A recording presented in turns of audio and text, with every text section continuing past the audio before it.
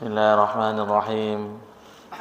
Assalamualaikum warahmatullahi wabarakatuh. Alhamdulillah ala ihsanih wa syukru lahu ala taufiqi wa imtinanih. Asyhadu an la ilaha illallah ta'zima li sya'nih wa asyhadu anna Muhammadan abduhu wa rasuluh ad-da'i ila ridwanih. Wassalatu wassalamu ala alihi wa ashabihi wa ikhwanih. Ya ayyuhalladzina amanu taqullaha haqqa tuqatih wa la tamutunna illa wa antum muslimun. Amma ba'da. Alhamdulillah, puji syukur kehadiran Allah Subhanahu wa taala. Allah Subhanahu wa taala senantiasa mencurahkan nikmat kepada seluruh makhluknya, dan itu tidak pernah terhenti walaupun hanya sekejap mata. Salawat beriringkan salam kepada Nabi kita tercinta, yakni Nabi Muhammad sallallahu alaihi wasallam. Bapak-bapak, ibu-ibu jamaah Masjid Dakwah yang semoga diberkahi dan dirahmati oleh Allah Subhanahu wa taala. Mengingatkan kembali, di hari ini kita berada di tanggal 24 Safar 1447 Hijriah, bertepatan 17 Agustus 2025 Masehi. Kalau kita renungkan sejenak, tepatnya 80 tahun yang lalu Allah memberikan nikmat yang tiada terhingga bagi negara kita, bangsa kita tercinta ini. Alhamdulillah, 80 tahun yang lalu diproklamirkan kemerdekaan negara Republik Indonesia. Kalau kita lihat di pembukaan Undang-Undang Dasar 45, maka di alinea tersebut disebutkan bahwasanya kemerdekaan itu diperoleh dari atas nikmat karunia Allah Subhanahu wa taala. Itu sudah jelas bahwasanya bagi kita rakyat Indonesia, kemerdekaan merupakan suatu nikmat yang tiada terhingga, karena dengan kemerdekaan kita menjadi negara sendiri. Meskipun ada agresi-agresi militer berikutnya dan keadaan-keadaan menjelang amannya negara ini, beberapa peristiwa, alhamdulillah, yang dituju dari kemerdekaan adalah nikmat keamanan. Nikmat keamanan. Lihatlah negara-negara yang masih, atau sebagian saudara-saudari kita di belahan bumi yang lain, di bumi Syam misalnya, di Gaza, mereka tidak bisa menikmati keamanan di dalam beribadah kepada Allah. Setiap saat mereka ditindas, setiap saat adanya korban jiwa, setiap saat ada ketakutan. Dan itu bisa menjadikan renungan bagi kita. Seandainya Indonesia tidak Allah berikan kemerdekaan, tentunya kita tidak bisa aman beribadah kepada Allah Subhanahu wa taala. Kemudian kita beralih ke sirah nabawiyah, bagaimana Nabi sallallahu alaihi wasallam dan kaum mukminin ketika itu berada di Mekah. Mereka tidak aman beribadah kepada Allah, senantiasa mendapatkan siksaan sebagian mereka, terutama dari kalangan budak, Bilal bin Rabah, keluarga Ammar bin Yasir, orang-orang lemah. Jangankan mereka yang dari golongan budak, orang merdeka pun tidak luput dari gangguan orang-orang kafir Quraisy. Hatta Nabi Muhammad sallallahu alaihi wasallam yang dilindungi oleh pamannya sendiri Abu Thalib dan kaumnya Bani Hashim juga mendapatkan perlakuan dari yang buruk dari orang-orang kafir Quraisy. Ketika keamanan beribadah kepada Allah Subhanahu wa taala tidak dirasakan di kota Mekah, maka Allah syariatkan hijrah ke Madinah, Yathrib waktu dahulu namanya, sehingga ketika mereka berpindah ke negeri tersebut, itulah yang mereka rasakan kenikmatan keamanan ketika beribadah kepada Allah Subhanahu wa taala. Itu salah satu yang bisa kita nikmati di antara nikmat-nikmat yang lain dengan adanya kemerdekaan, terutama tentang keamanan beribadah kepada Allah Subhanahu wa taala. Tidak ada rasa takut beribadah kepada Allah Subhanahu wa taala. Kalau kita ambil lagi sedikit lagi, kita peruncing lagi, kita tarik kepada diri kita, hendaknya kita menjadi hamba yang merdeka. Bagaimana Ustaz hamba yang merdeka? Apa maksudnya? Bukankah kita ini merdeka? Kita bukan golongan budak yang bisa diperjualbelikan, yang bisa ditindas. Maksudnya kemerdekaan di dalam hati kita. Ketika kita sudah mulai meruntuhkan, kita anggap dalam tanda kutip, berhala di dalam diri kita. Maksudnya berhala, setiap berhala itu adalah sesuatu yang diagungkan selain Allah Subhanahu wa taala. Ketika cahaya Islam belum merasuk dalam jiwa seseorang. Akan tetapi maksudnya berhala yang ada dalam diri kita adalah keinginan hawa nafsu kita, sesuatu keinginan atau ketergantungan hati kepada selain Allah Subhanahu wa taala. Bukankah Nabi sallallahu alaihi wasallam mengatakan adanya hamba dunia, adanya hamba dinar, adanya hamba dirham, yang semuanya itu adalah berupa sesuatu yang berharga, mata uang yang seseorang hamba jika masih terikat dengan hal itu, maka belumlah dikatakan merdeka jiwanya. Namun apabila ketergantungan hatinya hanya untuk Allah Subhanahu wa taala, itulah kemerdekaan yang kita sebutkan kemerdekaan hakiki. Berarti kita telah melepaskan belenggu-belenggu jiwa kita yang mengikat kita dari penyembahan terhadap Allah Subhanahu wa taala. Dan inilah yang seharusnya kita gapai sebagai seorang yang ingin mendapatkan kebahagiaan ketika di kehidupan yang akan datang, tentunya ya kehidupan akhirat, yaitu memerdekakan jiwanya, memerdekakan hatinya dari segala hal yang memalingkannya dari peribadatan kepada Allah Subhanahu wa taala. Lihatlah di hari ini sebagian RT RW atau ada lapangan itu meriah dengan memperingati kemerdekaan. Apakah yang hadir di lapangan itu seluruhnya hadir di masjid kita ini sekarang? Nah, itu yang kita pertanyakan. Apakah sekedar hajat sukacita? Tidak masalah, misalnya tidak apa-apa. Tetapi yang membuat hati kita tersayat, yakni ketika azan maghrib berkumandang, bagi yang panjat pinang badannya masih hitam, padahal sudah azan maghrib. Nah, ini yang membuat hati kita pilu. Bukan kita menganggap kita lebih baik, kita suci, tidak. Di dalam dakwah itu ada rasa kasihan, ada rasa kasih sayang.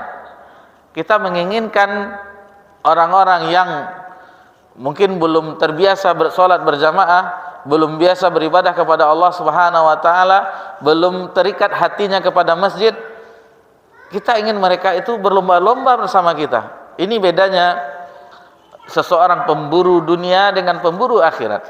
Kalau pemburu dunia, dia ingin dia sendiri yang mendapatkan keuntungan dunia. Kalau dapat, orang-orang selainnya mati usahanya.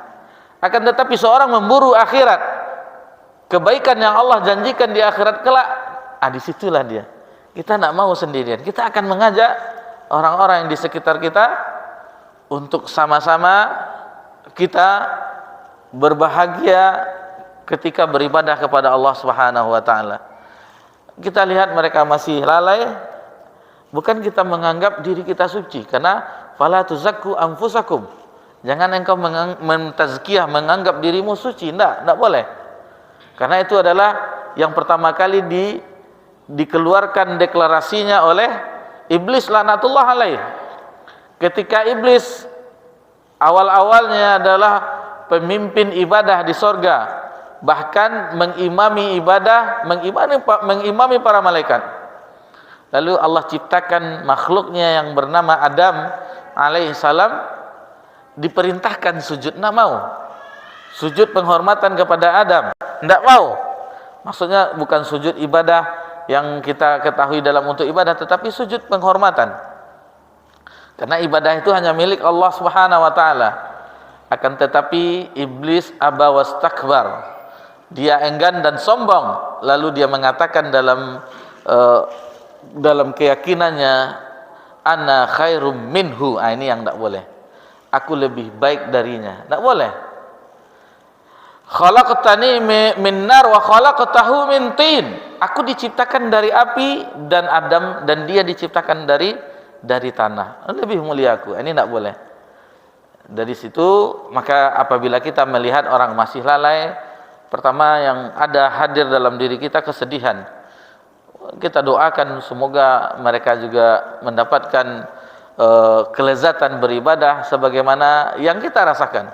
Tidak apa-apa seandainya mereka melebihi kita, misalnya mungkin karena faktor masih muda umurnya, sementara sebagian bapak-bapak kita sudah sepuh misalnya. Tetapi ketika kita bisa mengajaknya, menggandengnya, apapun yang ibadah yang mereka lakukan, kita mendapatkan pahalanya. Karena mengajak, da'a, man da'a, barang siapa yang mengajak, dari kata-kata da'a, mengajak, atau orang yang menyeru, da'i, yang mengajak kepada jalan Allah Subhanahu wa taala. Ini sedikit renungan bagi kita di hari yang Allah curahkan kebahagiaan, Allah curahkan semangat, Allah curahkan sesuatu yang sangat sangat berharga bagi negeri kita. Tentunya kita mengisinya dengan rasa syukur kepada Allah Subhanahu wa taala, menjadi hamba Allah yang hakiki, sehingga negeri kita ini menjadi negeri yang diberkahi oleh Allah Subhanahu wa taala. Tentunya jangan kita lupa mendoakan pemimpin kita. Kita doakan seandainya kita hina, kita hujat-hujat, apakah mungkin berubah? Tidak mungkin berubah. Tetapi jika kita doakan, seandainya doa kita mustajab, Allah jadikan pemimpin kita pemimpin yang adil, seluruh rakyat Indonesia merasakan keadilannya, seluruh rakyat Indonesia merasakan kesejahteraannya. Nah, jadi kita mengambil dari posisi yang lain, meskipun apa yang dikatakan orang tentang yang diamanahkan mengurus negara ini, doa kita yang terbaik tentunya agar pemimpin kita menjadi pemimpin yang adil, pemimpin kita yang insya Allah nanti bisa membuat negeri kita makmur, negeri kita berkah, sehingga rakyatnya pun sejahtera. Itu yang kita inginkan. Sudah 80 tahun kemerdekaan negara Republik Indonesia. Kita menjadi dari jalur kita, yakni jalur penghambaan diri kepada Allah, dengan doa kepada Allah dan seterusnya. Adapun orang mungkin dari jalur yang lain, itu tugas masing-masing. Adapun kita tentunya jalur terhadap ibadah kepada Allah Subhanahu wa taala. Baik, mudah-mudahan yang muqaddimah sebentar ini itu merasuk dalam jiwa kita, dan mudah-mudahan kita senantiasa menjadi hamba yang senantiasa bersyukur, tentunya dengan syukur yang kita semakin semangat beribadah kepada Allah Subhanahu wa taala. Kemudian kita lanjutkan pelajaran kita di pembahasan Bahjatul Qulubil Abrar, mutiara hikmah penyejuk hati, yang Syekh pada penulis pada kesempatan kita ini memasuki hadis yang ke-36. Hadis yang ke-36 ini berkenaan tentang sifat para wali. Kita mendengar wali songo, apalagi wali kota, wali kelas, wali nikah, banyak, wali hakim, banyak wali-wali ini. Nah, jadi pembahasan kita insyaallah ini berkenaan dengan wali. Tentunya wali yang disebut dalam agama waliullah, wali Allah Subhanahu wa taala. Bagaimana wali Allah Subhanahu wa taala tersebut? Nah, insyaallah inilah yang kita bahas menjelang masuknya azan Isya nanti insyaallah. Hadis yang ke-36, Syekh Abdurrahman bin Nasir As-Sa'di rahimahullah taala menyusunnya, bahwasanya hadis tersebut berbunyi an Abi Hurairah radhiyallahu anhu, dari Abu Hurairah semoga Allah meridainya, ia berkata, qala Rasulullah sallallahu alaihi wasallam, telah bersabda Rasulullah sallallahu alaihi wasallam, innallaha qala, sesungguhnya Allah tabaraka wa taala berfirman. Jadi kalau ada hadis yang seperti ini, lebih kurang itu namanya hadis qudsi. Hadis qudsi yang itu firman Allah Subhanahu wa taala, akan tetapi lafaznya dari Nabi sallallahu alaihi wasallam. Berbeda dengan Al-Qur'an, berbeda, tentunya berbeda. Kalau Al-Qur'an dibaca itu banyak berkahnya. Satu huruf mendapatkan 10 pahala. Alif lam mim 10 pahala, 30 jadinya. Alif 10 pahala, lam 10 pahala, dan mim 10 pahala, 30. Adapun hadis qudsi tidak mendapatkan pahala sebagaimana Al-Qur'anul Karim. Jadi bedanya salah satunya bahwasanya ini tidak dibaca di salat. Misalnya ini firman Allah, nanti kita baca pula setelah walad dolin amin man adiyali, enggak. Itu cuman Al-Quran. Al-Quran dibaca setelah membaca surah Al-Fatihah. Apa bunyi hadis tersebut? Man adali waliyan faqad azantuhu bil harb. Kata Nabi sallallahu alaihi wasallam, dan ini firman Allah Subhanahu wa taala, hadis qudsi, barang siapa yang memusuhi waliku, Allah tabaraka wa taala berfirman, maka aku umumkan perang kepadanya. Ini kedudukan wali Allah Subhanahu wa taala. Allah menyatakan faqad azantuhu bil harb. Allah akan umumkan perperangan terhadap orang yang memusuhi wali Allah. Wa ma taqarraba ilayya 'abdi bi syai'in ahabbu ilayya mimma aftaratuh. Kemudian di hadis qudsi ini Allah sambung firman-Nya, maka dan tidaklah hambaku mendekatkan kepadaku dengan sesuatu yang lebih aku cintai dari apa yang aku fardukan. Perhatikan, yang ahabbu ilayya mimma aftaratuh, yang lebih aku cintai, kata Allah, apa yang Allah cintai, yaitu mendekatkan kepadaku dengan sesuatu yang aku fardukan. Jadi yang paling dicintai oleh Allah itu adalah amalan fardu, amalan wajib. Itu yang paling dicintai oleh Allah Subhanahu wa taala.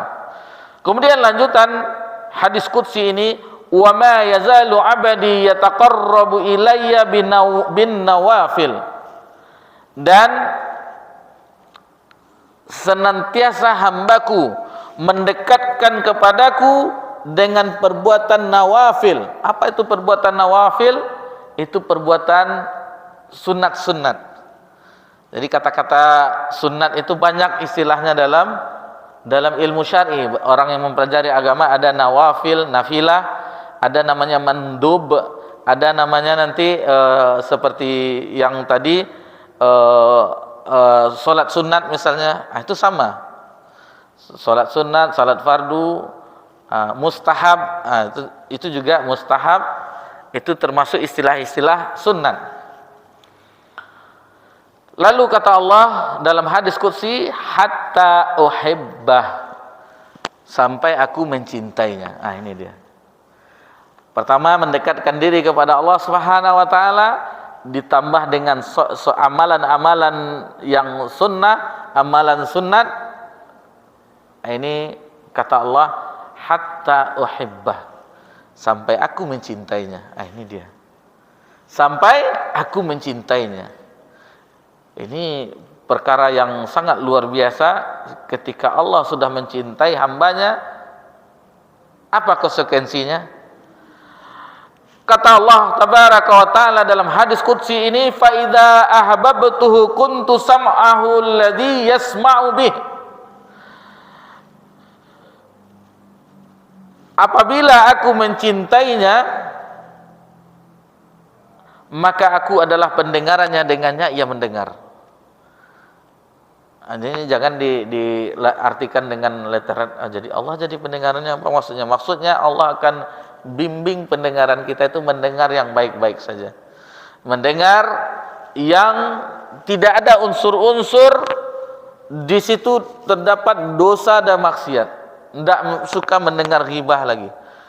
Kalau ibu-ibu, kalau dahulu kan ada TV-TV itu yang gosip-gosip artis itu tidak mau lagi. Kalau sekarang media sosial lagi kan, apa yang akan banyak sekarang. Tapi tidak mau yang mendengar itu, mendengar lagu-lagu apa itu tidak lagi. Mending kata ibu, daripada saya dengar lagu-lagu nyanyian tuh lalai hati Ustaz. Baca Quran ya baru tenang hati. Ya memang itu seharusnya.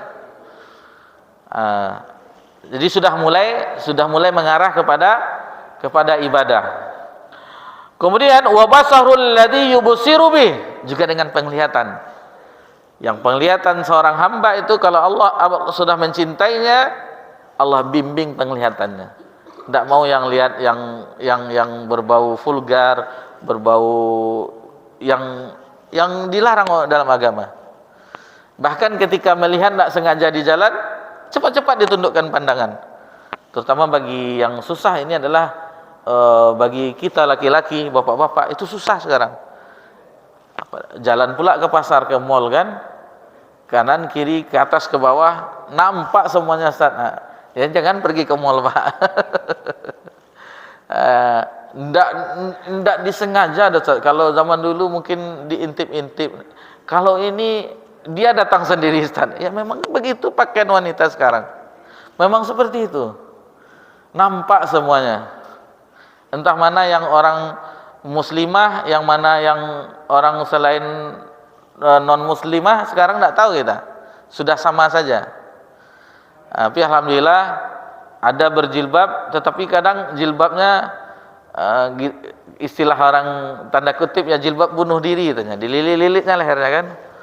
Pakaiannya tetap juga ketat juga di sini, nampak juga pinggulnya sama dadanya sama juga.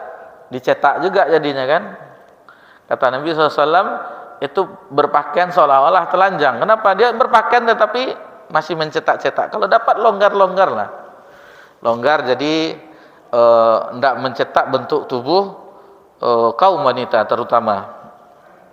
Jadi diarahkan penglihatan kita itu kepada yang baik-baik saja. Kalau ada yang terlihat yang berbau maksiat, itu dipalingkan dan berusaha untuk melihat yang tidak diharamkan oleh Allah Subhanahu wa taala. Kemudian apa lagi? Tadi penglihatan, wa yadahul lati yabtishu biha. Kemudian tangannya yang dengannya ia gerakkan, dia tebas. Jadi diarahkan tangannya. Tentunya tidak mencuri, tidak melakukan hal-hal gangguan dan seterusnya. Tentunya tangan ini bukan istilah panjang tangan. Kalau orang kita panjang tangan itu mencuri. Tapi kalau orang Arab tawil yadun itu suka berderma. Berbeda ya. Kalau orang Arab panjang tangan itu suka berderma, suka berinfak. Kalau orang awak panjang tangan itu pancapek tangan, panjang tangan suka mencuri. Terbalik istilahnya. Kemudian kaki lagi, warijlahul lati yamshi biha, dan kakinya kemana dia akan melangkahkannya, kemana dia akan berjalan. Wala in sa'alani la'utiyannah. Ini dia. Ini bagi orang yang telah Allah cintai, jika ia meminta kepadaku maka aku akan memberinya. Wala in sa'alani la'utiyannah.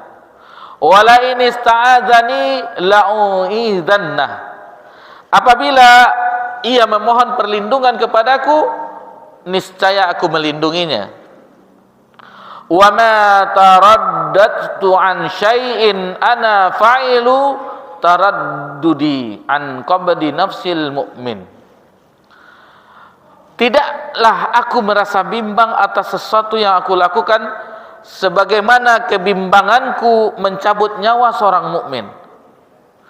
Yakrahul mauta wa akrahu musa'atahu wa la budda lahu min.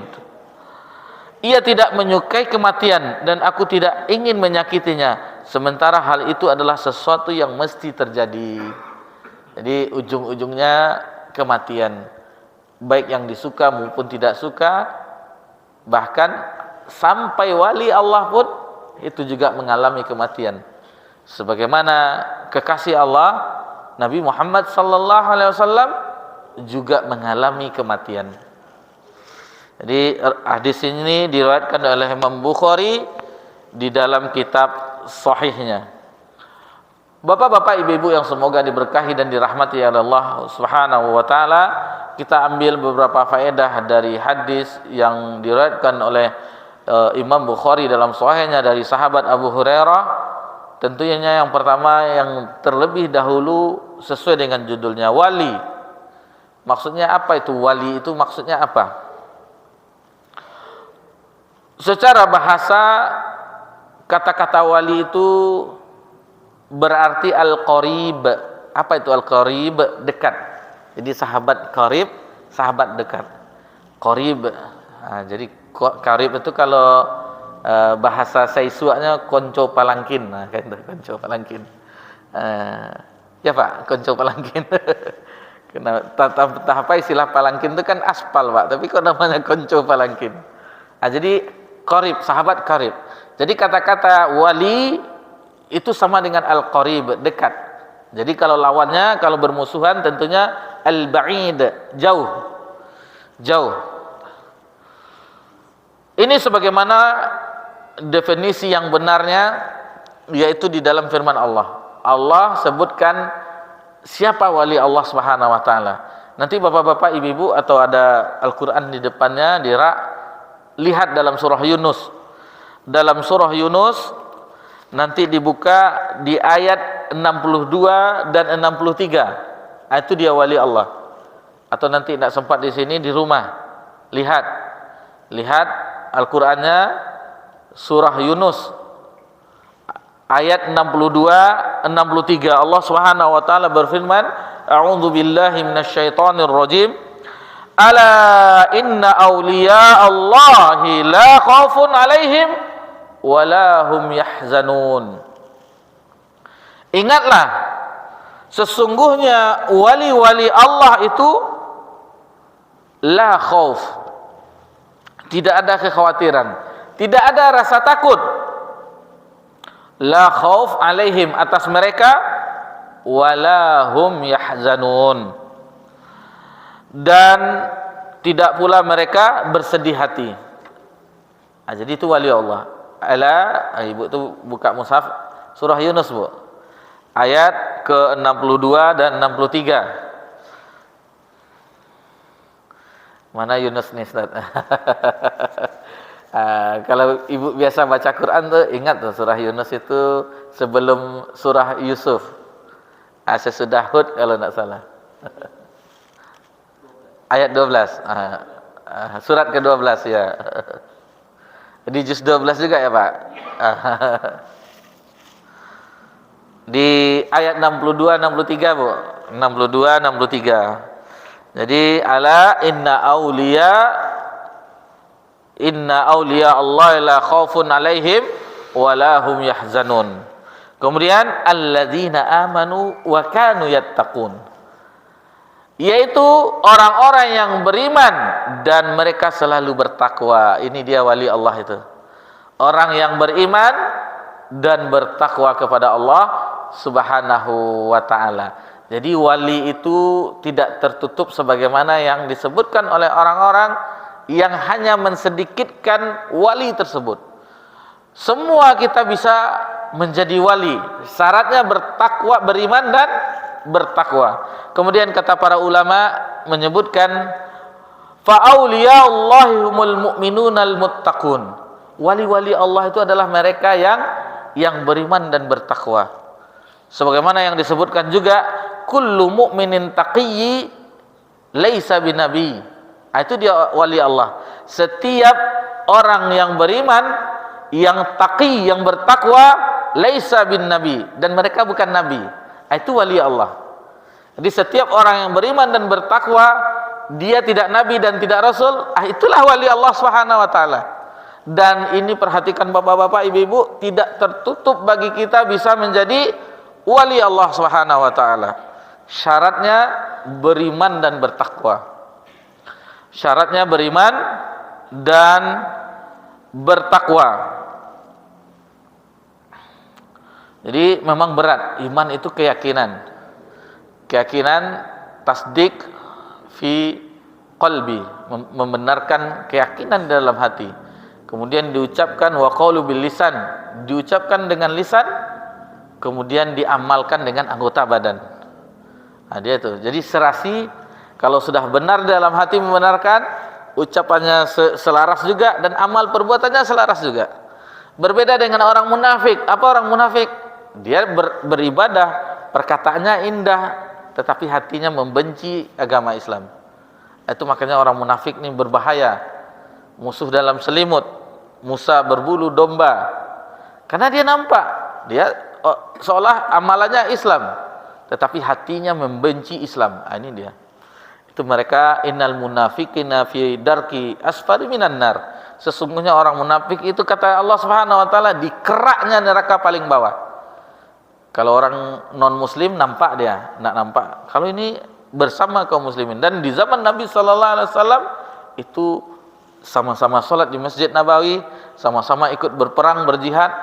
Akan tetapi ketika ada kesempatan untuk memojokkan Nabi SAW dan kaum mukminin ketika itu, mereka gunakan kesempatannya, mematahkan semangat ketika berperang dan seterusnya. Nah, jadi dia yang kita sebut wali tadi, sebagaimana Allah Subhanahu wa taala sebutkan dalam surah Yunus ayat 62 dan 63, dan kesimpulannya bahwasanya fa'auliyaullahi humul mu'minuna muttaqun. Wali-wali Allah itu adalah orang-orang yang beriman dan bertakwa. Kullu mu'minin taqiyya laisa bin nabi. Setiap orang yang beriman dan juga bertakwa selain nabi, itulah dia wali-wali Allah Subhanahu wa ta'ala. Lalu bagaimana syarat menjadi wali Allah? Kita tidak sebutkan banyak-banyak apa yang telah dijelaskan oleh para ulama. Cukup satu firman Allah Subhanahu wa ta'ala dalam surah Ali Imran. Ibu masih ada mushaf di depan, di tangannya. Surah Ali Imran, Bu. Surah yang ketiga itu, Bu. Al-Fatihah, Al-Baqarah, Ali Imran. Lihat di ayat ke-31. Ayat ke-31, Allah Subhanahu wa taala berfirman, sudah jumpa, Bu? Qul in kuntum tuhibbunallah fattabi'uni. Katakanlah, jika kamu mencintai Allah, ikutilah aku. Ikutilah aku ini maksudnya Nabi sallallahu alaihi wasallam, Nabi Muhammad sallallahu alaihi wasallam. Yuhibbukumullahu wa yaghfir lakum dzunubakum. Niscaya Allah akan mencintaimu dan akan mengampuni dosamu. Ini jalan untuk menjadi wali Allah adalah dengan mengikuti Nabi sallallahu alaihi wasallam. Dengan mengikuti Nabi sallallahu alaihi wasallam, bahkan di ayat itu yuhibbukumullah, Allah akan mencintaimu, wa yaghfir lakum min dzunubikum, dan akan mengampuni dosa-dosamu. Sebagaimana hadis qudsi yang kita sebutkan tadi, barang siapa yang mendekatkan diri terhadap yang paling Allah cintai. Apa tadi yang paling Allah cintai? Wa ma taqarraba ilayya 'abdi bi syai'in ahabbu ilayya mimma aftaradtu. Jadi sesuatu yang hamba mendekatkan diri, yang paling Allah cintai adalah yang Allah fardukan. Itu yang paling Allah cintai. Kemudian ditambah lagi, wa ma yazalu 'abdi yataqarrabu ilayya bin nawafil.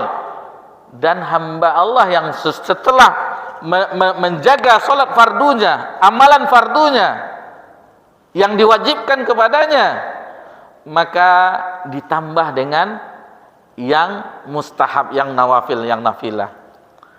Hatta uhibbah, sampai aku mencintainya. Jadi kalau sudah mengikuti Nabi di ayat tadi yang ibu masih ada mushafnya di depan, yuhibbukumullah, Allah akan mencintaimu. Jika seorang hamba mengikuti Nabi sallallahu alaihi wasallam, maka Allah akan mencintainya. Ini spesial. Kalau Allah sudah mencintai, itu tidak tanggung-tanggung itu. Ini dia wali Allah. Ini dia wali Allah.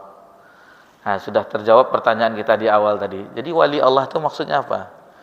Jadi kalau Pak Salman itu wali apa? Kalau guru bisa jadi wali kelas kan. Kalau ikut partai bisa jadi wali kota. Kalau punya anak perempuan jadi wali nikah kan.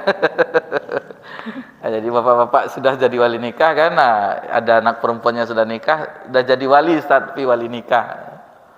Nah, jadi wali. Lalu jadi tadi kita berbicara wali Allah dan ada juga kebalikannya, yaitu wali syaitan. Ada juga wali syaitan. Contoh dengan peristiwa-peristiwa istimewa. Kalau para dan nabi dan rasul itu ada kejadian yang luar biasa mereka, yang disebut dengan mukjizat. Itu kejadian luar biasa. Masa tongkat bisa menjadi ular Nabi Musa misalnya, atau bisa membelah lautan. Dan banyak kejadian-kejadian. Setiap nabi dan rasul itu ada peristiwa-peristiwa yang di luar kebiasaan manusia. Itu menunjukkan bahwasannya saya ini utusan dari Rabbul Alamin. Bagi yang beriman alhamdulillah, tetapi ada juga yang mengingkari. Nabi Soleh dengan ontanya. Siapa lagi? Banyak. Nabi Isa alaihissalam, bahkan Nabi Isa alaihissalam bisa menghidupkan orang yang telah meninggal. Dan mukjizat yang terbesar adalah Al-Qur'anul Karim. Itulah mukjizat Nabi Muhammad SAW. Dan mukjizat Nabi Muhammad SAW itu banyak sekali. Membelah bulan, air bisa keluar dari jari jemarinya, makanan yang sedikit bisa banyak yang makan orang satu pasukan, dan seterusnya. Banyak mukjizat Nabi SAW. Tetapi mukjizat yang terbesar itu adalah Al-Qur'anul Karim sampai hari kiamat. Kemudian kejadian luar biasa bagi wali Allah itu namanya karomah. Itu karomah, kejadian luar biasa, dan itu tidak bisa diminta-minta. Itu tidak bisa diminta-minta, sebagaimana Umar ketika di Madinah ada pasukan yang berperang jauh ratusan kilometer di dekat Syam yang waktu itu Imperium Romawi atau Persia. Umar berteriak dari Madinah, ya Sariyah, ilal jabal. Wahai pasukan, pergi ke arah bukit. Itu terdengar suara Umar. Itu karomah namanya. Dan ada lagi namanya sihir. Ini dia milik wali syaitan itu. Sihir, kejadian luar biasa yang menggunakan jin atau syaitan, luar biasa juga. Nah, ini jadi hati-hati bapak-bapak, ibu-ibu. Kalau ada bisa orang terbang, kata Imam Syafi'i, ada orang terbang berjalan di atas air, lihat amalannya. Sesuai tidak amalannya dengan apa yang diamalkan oleh Nabi SAW atau tidak? Nanti bismillahnya komat kamit kan, depan dembusnya, entah apa yang dibacanya. Jadi harus diperhatikan amalannya. Kalau amalannya sesuai dengan apa yang Nabi ajarkan, berarti itu dia wali Allah. Dan apabila tidak, itu adalah wali syaitan. Mudah-mudahan yang sedikit ini kita sudah mengetahui mana wali Allah, dan kita tekankan sedikit bahwasanya tidak tertutup bagi setiap hamba Allah untuk menjadi wali Allah. Intinya adalah dengan mengikuti Nabi sallallahu alaihi wasallam, menjadi orang yang beriman dan bertakwa. Demikian saja yang bisa kita pelajari, dan alhamdulillah telah kita selesaikan pembahasan kita di hadis yang ke-36 ini. Karena waktu azan Isya telah masuk, maka kita akhiri perjumpaan kita di kesempatan yang berbahagia ini dengan subhanakallahumma hamdika asyhadu an la ilaha illa anta astaghfiruka wa atubu ilaik. Wassalamu ala nabi Muhammad sallallahu alaihi wasallam wa ala alihi washabbihi ajmain walhamdulillahi rabbil alamin.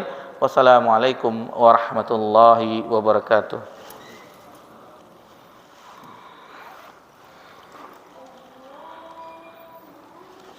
Assalamualaikum. Sibuk.